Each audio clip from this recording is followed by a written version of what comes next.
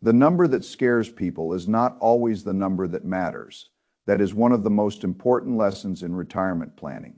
People hear a headline number, and the number immediately becomes emotional. They hear that Americans believe they need $1,460,000 to retire comfortably. And the first reaction is usually fear. Fear that they are behind. Fear that they will never catch up. Fear that retirement is no longer possible. Fear that the system has moved so far away from ordinary people that the goal is no longer realistic. But fear is not a plan, and a headline is not math. That distinction matters. A number produced by a survey can tell you how people feel. It does not necessarily tell you what they need. When people are asked how much money they think they need to retire, many of them are not pulling out a spreadsheet. They are not calculating expected expenses, Social Security, taxes, housing costs, withdrawal rates, or portfolio income. They are reacting to what they have been seeing and feeling. Inflation headlines, higher grocery bills, rising home prices, insurance increases, medical cost anxiety, stories about Social Security running out, a stock market that feels unstable, a world that feels more expensive every year. So the mind reaches for a large number, a number that feels safe, a number that feels like enough. That is not irrational emotionally, but it can be wrong mathematically. And if you use the wrong number, you can damage your own behavior. If the number is too low, you underprepare. If the number is too high, you may give up before you begin. Both are dangerous. The retirement number must be calculated from reality, not fear. That is the principle. Let us begin with the headline, $1,460,000, according to the source document. That is the number many Americans now believe they need to retire comfortably. It rose sharply from the prior year. And nearly half of Americans say they do not think they will ever be financially prepared for retirement. That is a powerful psychological signal. People are anxious, but anxiety is not the same as analysis. A person can be afraid and still need less than the fear number. A person can be confident and still need more than they think. The only way to know is to do the math. Retirement planning is not about one universal number. It is about matching future spending to future income. That is the whole problem. How much will you spend? Where will the money come from? How long must it last? What risks could disrupt the plan? Those questions matter more than the national average answer in a survey. The first step is to estimate retirement spending. Many planners use a rule of thumb that people need around 80% of pre-retirement income in retirement. That rule is not perfect, but it gives a useful starting point. The source document uses the example of a household income around $78,000 for people between 55 and 64. 80% of that is about $62,400 per year. If you need $62,400 a year and you use the 4% rule, the math says you divide that annual spending need by 4%. That produces about $1,560,000.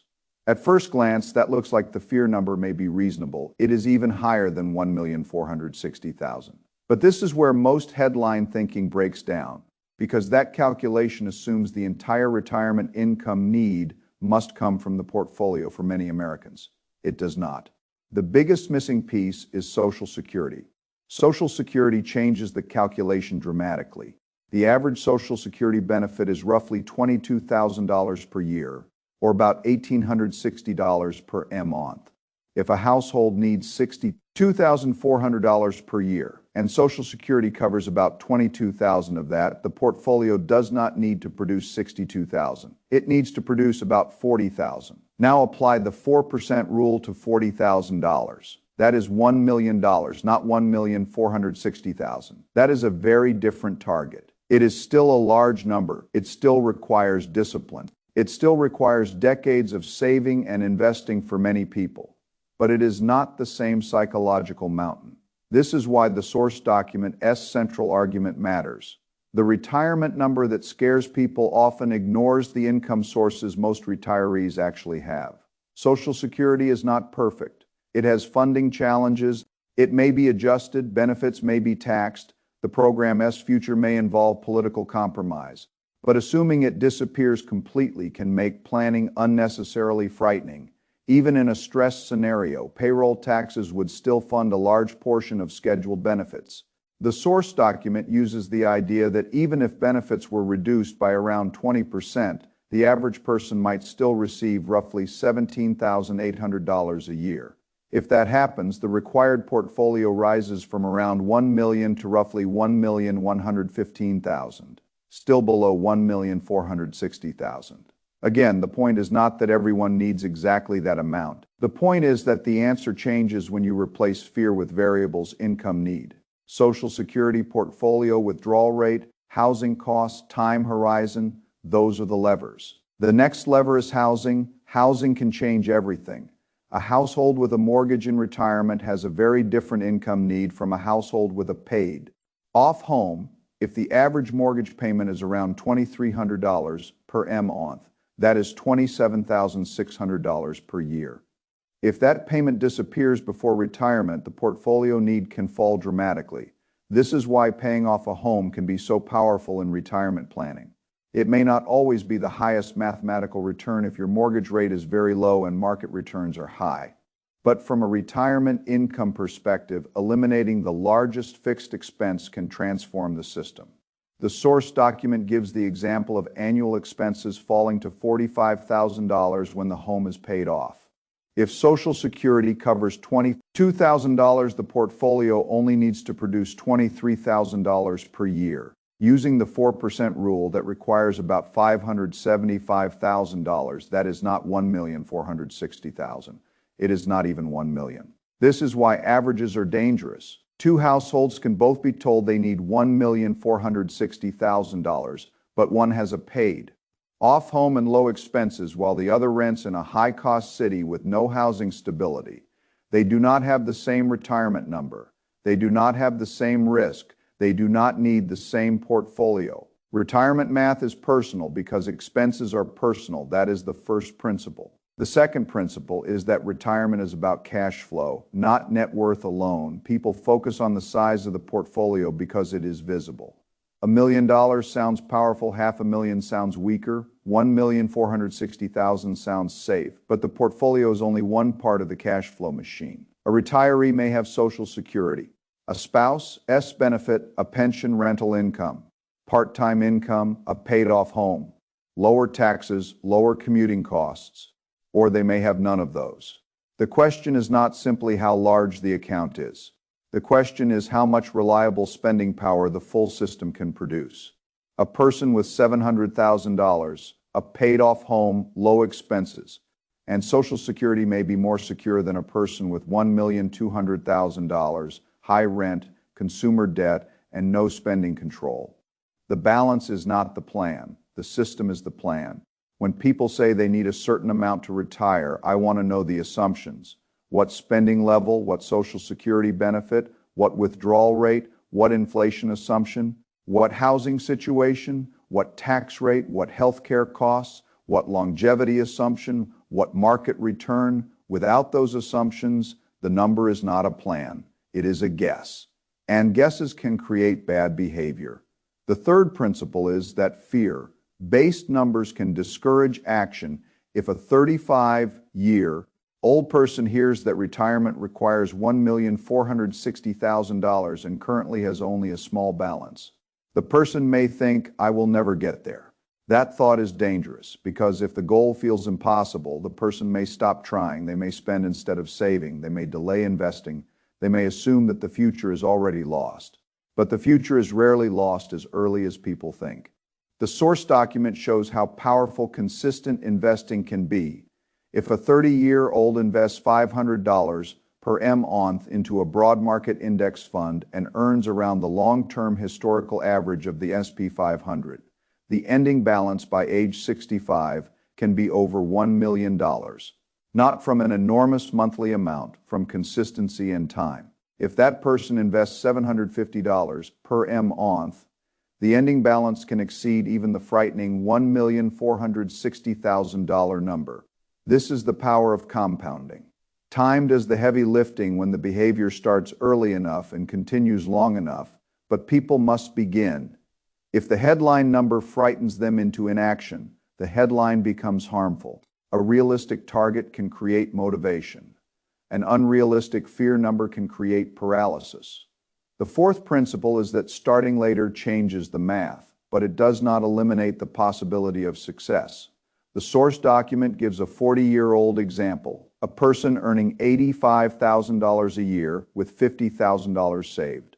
A home expected to be paid off by $62,000 and $600 per month invested into a broad SP 500 ETF at a 10% average annual return. By age 65, the portfolio could grow to around $849,000. Now combine that with Social Security. If Social Security provides about $24,000 a year and annual expenses are roughly $42,000 because the house is paid off, the portfolio only needs to provide $18,000 a year. 4% of $849,000 is about $34,000. That is almost double the needed portfolio income in that example. This is an important lesson. A person who believes they need $1,460,000 might feel hopeless. But once they include a paid-off house, Social Security, actual expenses, and realistic investing, they may discover that the path is still viable. That is why diagnosis matters more than panic. A person who is behind should not waste energy on shame. They should calculate, what do I have? What do I need? What will Social Security cover? What can I reduce? What can I invest monthly?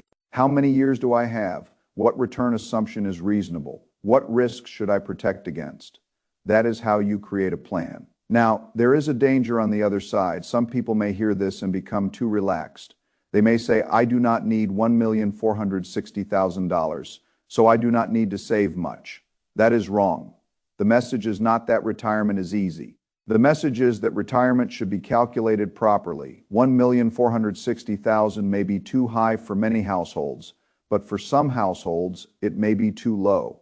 If you live in a high-cost city, rent in retirement, have high healthcare costs, support family members, carry debt, want expensive travel, or expect a long retirement, your number may be higher. If you have no Social Security history or expect lower benefits, your number may be higher. If you retire early before Social Security begins, you need bridge assets. If you want a very conservative withdrawal rate below 4%, your required portfolio rises. If you expect lower market returns, your required savings rises. So the real lesson is not that everyone needs less. The real lesson is that everyone needs their own number. This is the Dalio way to think about it. Build a model, list the assumptions. Stress test the model. See which variables matter most. Do not let emotion set the target. Let reality set the target. The 4% rule is a useful framework, but it is not a law of physics. It comes from historical studies of portfolio withdrawals over long periods. It suggests that withdrawing about 4% of a diversified portfolio in the first year of retirement and adjusting for inflation has historically had a high probability of lasting 30 years. But it is not guaranteed. Future returns may differ from the past. Inflation may be higher. Sequence of returns risk may be worse. A person retiring into a market crash faces a different risk from a person retiring into a bull market. Taxes can matter. Investment allocation matters. Spending flexibility matters. Longevity matters. So the 4% rule is a starting point, not a promise. Some retirees may choose 3.5% or 3% for more safety. Others may spend more flexibly, reducing withdrawals during bad markets. Others may use annuities, pensions, part-time work, or rental income to reduce portfolio pressure. Again, the system matters. A good retirement plan is not one number. It is a resilient set of cash flows. Now let us talk more about Social Security. You should neither ignore it nor blindly depend on it. Ignoring Social Security can create unnecessary fear. Depending entirely on Social Security can create fragility. The right approach is to include it with stress testing. Calculate your plan with full benefits, then calculate with reduced benefits, then calculate with delayed claiming, then calculate with different retirement ages. This tells you how sensitive the plan is. If your retirement only works if Social Security pays exactly as promised at exactly the expected age, your plan may be fragile. If your retirement still works with a reduction, your plan is stronger. That is the goal. Resilience, not optimism. Social Security is a major part of retirement for most Americans. It was designed as a base layer, not a full luxury retirement. If you treat it as the whole plan, you may be disappointed. If you treat it as irrelevant, you may overestimate the portfolio needed. If you treat it as one layer in a multi-layer system, you are thinking correctly. The layers are Social Security, portfolio withdrawals, housing status, pensions, if available, cash reserves, spending flexibility, and possibly work income. The stronger the layers, the less pressure on any one of them. Now, let us talk about the paid-off home in retirement planning. The paid-off home is not just an asset, it is an expense reducer. That distinction is important. If you own a home worth $500,000 but live in it, it does not automatically produce cash flow unless you sell it, borrow against it, rent part of it, or downsize. But if the mortgage is paid off, the home reduces the cash flow you need from the portfolio. That can be very powerful. Boring is beautiful. Paying down a mortgage does not feel exciting. It does not create the same emotional thrill as buying a high-growth ETF. It does not make people feel like geniuses at a party. But in retirement, eliminating a major fixed payment can be one of the most valuable forms of risk reduction. It gives you flexibility, it lowers required withdrawals, it reduces pressure during market downturns. It helps preserve the portfolio, but there are still costs. Property taxes, insurance, maintenance, repairs, utilities. A paid-off home is not free. This is another reason retirement math must be specific. Do not assume zero housing cost, assume no mortgage, but include the actual cost of ownership. For some people, renting may still be rational in retirement if owning is too expensive or too inflexible. But for many, entering retirement without a mortgage changes the equation dramatically.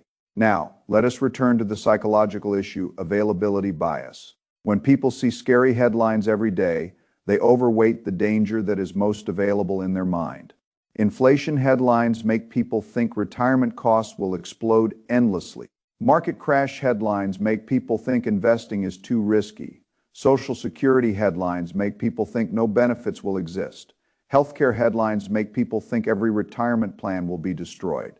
These are real risks, but the mind can exaggerate them if it sees them constantly. That is why planning must use data. Data does not remove uncertainty, but it disciplines emotion. If inflation is high, incorporate inflation. If Social Security may be reduced, model a reduction. If market returns may be lower, use conservative assumptions. If healthcare costs worry, you create a healthcare reserve, but do not let fear pick an arbitrary number and call it a plan. A plan is a cause. And effect model. If this income, then this spending. If this Social Security benefit, then this portfolio need. If this withdrawal rate, then this required balance. If this mortgage is gone, then this lower expense base. If this monthly investment continues, then this projected future value. That is how you turn uncertainty into action. The most damaging thing people do is avoid the calculation. They avoid it because they are afraid. They do not want to see the answer, but not seeing the answer does not make the problem smaller. It makes the problem less manageable. A bad number you understand is better than a frightening number you never examine. Because once you understand the real gap, you can work on it, you can increase savings. You can delay retirement, you can pay off debt, you can lower housing costs, you can invest more efficiently, you can reduce fees, you can improve income, you can adjust spending, you can decide when to claim Social Security, you can build a bridge portfolio, you can plan. The person who does not calculate cannot plan. The person who cannot plan is left with hope. Hope is not enough. Now, what does a simple retirement system look like? First, estimate your actual retirement expenses, not your current gross income, not a national average. Your expenses: housing, food, insurance, healthcare, transportation, taxes, travel, family support, utilities, home maintenance, emergency reserves. Then estimate income sources: Social Security, pensions, part-time work, rental income, annuities, if applicable, portfolio withdrawals. Then calculate the gap. The gap is the amount your portfolio must produce. Then divide that gap by your withdrawal rate. At 4%, multiply the gap by 25. At 3.5%, multiply by about 28.5. At 3%, multiply by about 33. That is your portfolio target. Then compare that target to your current savings and future contributions. Use a reasonable return assumption. 10% is the long Term historical average often associated with the SP 500, but that does not mean you should assume 10% safely every year. Markets vary, returns are volatile. Future returns may be lower. You may use several scenarios: optimistic, base case, conservative. A good plan survives the conservative case or has adjustments ready. Then create the savings system: monthly contributions, automatic investing, tax advantaged accounts, low-cost broad market funds, rebalancing, debt reduction, housing strategy. This does not need to be complex. In fact, complexity often hurts ordinary investors. The source document emphasizes simple funds such as SP 500 exposure and growth ETFs. The key is consistency. A simple portfolio held for decades can outperform a complex portfolio that the investor constantly changes. Complexity feels intelligent. Consistency creates wealth. A 3-fund portfolio or simple index. Base structure can be enough for many people: broad U.S. stocks, international stocks if desired, bonds or cash depending on age and risk tolerance. Maybe a growth tilt if appropriate. The exact mix depends on the person, but the principle is simple. Own productive assets, keep costs low, invest automatically, do not panic. Let time work. Now let us address the person who says, "I am not 30 anymore." This is common. Someone hears an example of a 30-year-old investing $500 per month and thinks, "Too late for me." But late is not the same as impossible. If you are 40, you still may have 25 years until 65. If you are 50, you may still have 15 years, and perhaps longer if you work part-time or retire later. The shorter the time horizon, the more the levers matter: higher savings rate, lower expenses, later retirement, paid off mortgage part, time, income, delayed Social Security, lower investment fees, better tax planning. The plan may require more discipline, but it can still be improved. The worst response is to give up. Giving up guarantees failure. Adjusting improves probabilities. That is the way to think. You cannot change the past, you can change the trajectory. Now, if someone truly cannot reach the ideal number, that does not mean there is no retirement. It means retirement must be designed differently.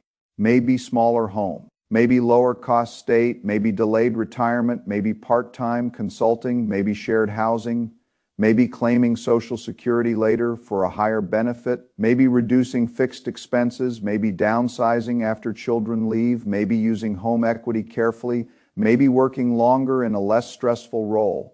Retirement is not binary. It is not simply perfect retirement or no retirement. It is a design problem. The earlier you solve it, the more options you have. The later you solve it, the fewer options you have, but options still exist. This is why fear-based headlines are damaging. They make people think retirement is a cliff. Either you reach $1,460,000 or you fall. That is not how it works. Retirement is a set of trade-offs. The better the math, the better the trade-offs. Now, let us think about why the $1,460,000 number rose so quickly in the survey. Did retirement costs truly rise by 15% in 1 year for everyone? Probably not. What likely rose was fear. People saw inflation. They felt their purchasing power erode. They saw housing costs rise. They saw markets move. They saw headlines about Social Security. They updated their emotional safety number. That is understandable. But if your plan changes every year based on fear, you will never feel stable. A good plan updates based on real variables. If your expenses rise, update them. If inflation assumptions change, update them. If expected Social Security changes, update it. If your portfolio balance changes, update it. If your retirement age changes, update it. But do not simply attach yourself to a national fear number. Your number should come from your life. That is the central message. For one person, the number may be 575,000 for another, 1 million for another, 1,500,000 for another, 3 million.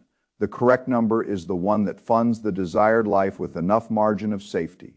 Now, margin of safety is important. Just because your calculation says you need exactly 575,000 does not mean you should stop at 575,000. If you can save more, life surprises people. Healthcare costs can rise, markets can underperform, taxes can change, a spouse can die earlier than expected. Long-term care can be expensive. Family obligations can appear. Inflation can run hot. So if you can build more margin, build more margin. The argument is not against saving aggressively. It is against using a fear-based number as the only guide. Save aggressively because you understand the power of options, not because a survey terrified you. That is a healthier motivation.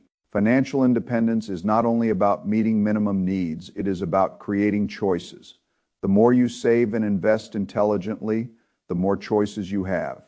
You can retire earlier, you can work less, you can help family, you can handle emergencies, you can travel, you can give, you can take care of your health, you can avoid desperate decisions. So yes, build as much as you reasonably can, but do it from clarity, not panic.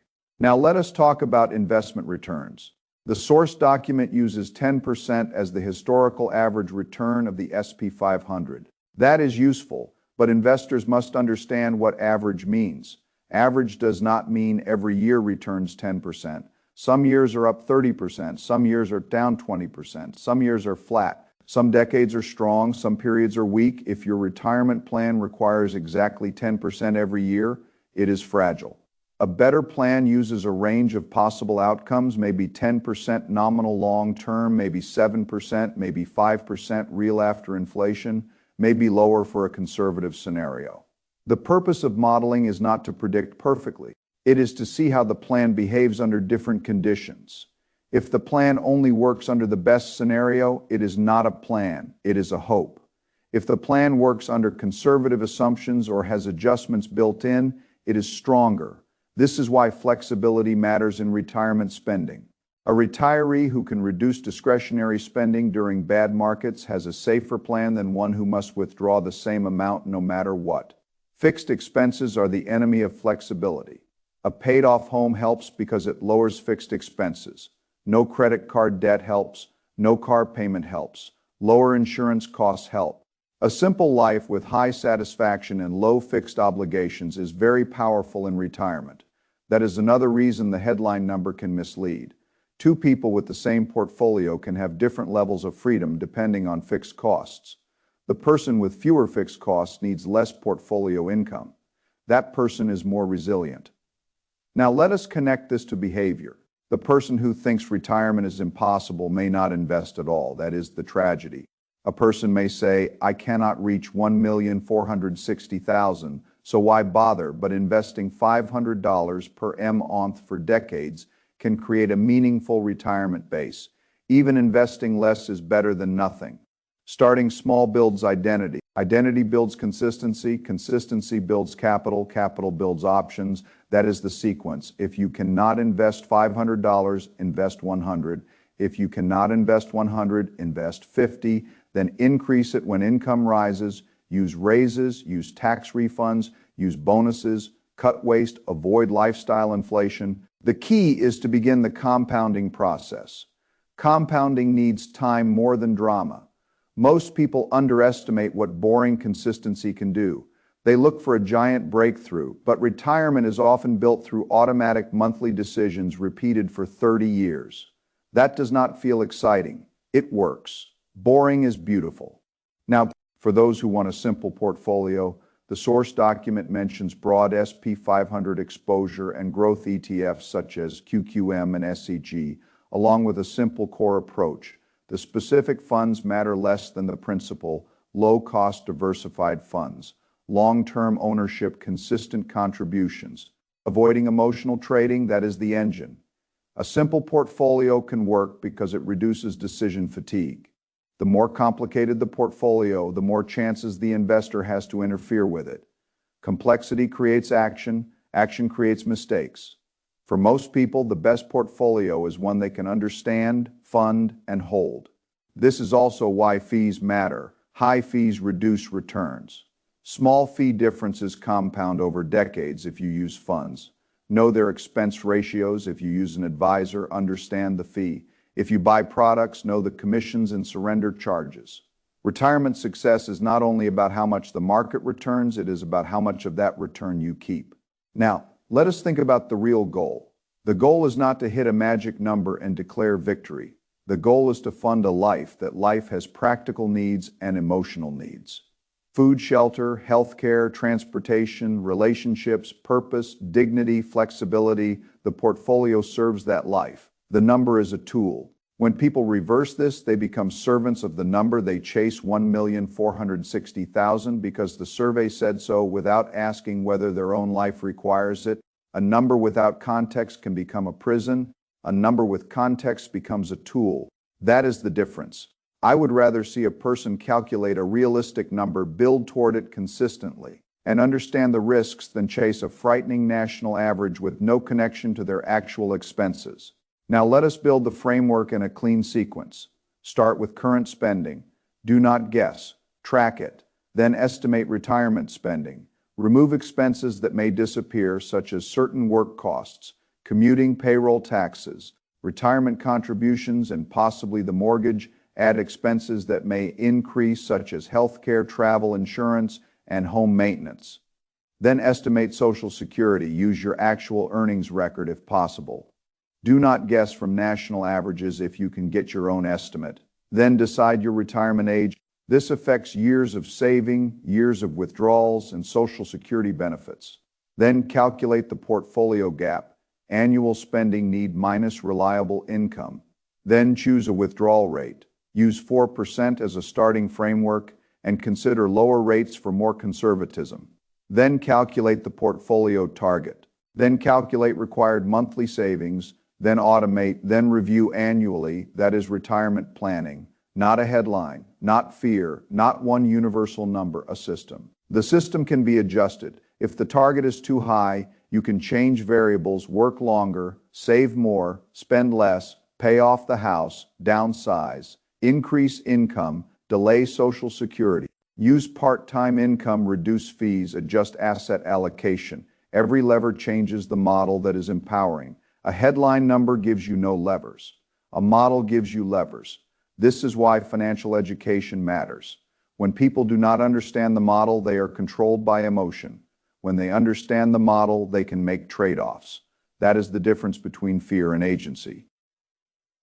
Now, let us address one more point. Comfortable retirement does not mean the same thing to everyone. Some people want international travel, expensive hobbies, restaurants, gifts, and a large home. Others want a quiet, paid-off home, family nearby, modest travel, walking, reading, cooking, and time. The first person needs more money. The second needs less. Neither is morally superior, but they cannot use the same number. Your retirement number should match your desired life, not someone else's image of comfort. This is also why social comparison is dangerous. If you compare your retirement to the highlight reel of wealthier retirees, you may feel poor even if you are financially secure.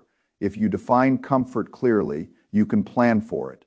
Money is only useful when attached to values. What do you want retirement to do? Buy freedom from work, buy healthcare security, buy time with grandchildren, buy travel, buy generosity, buy peace.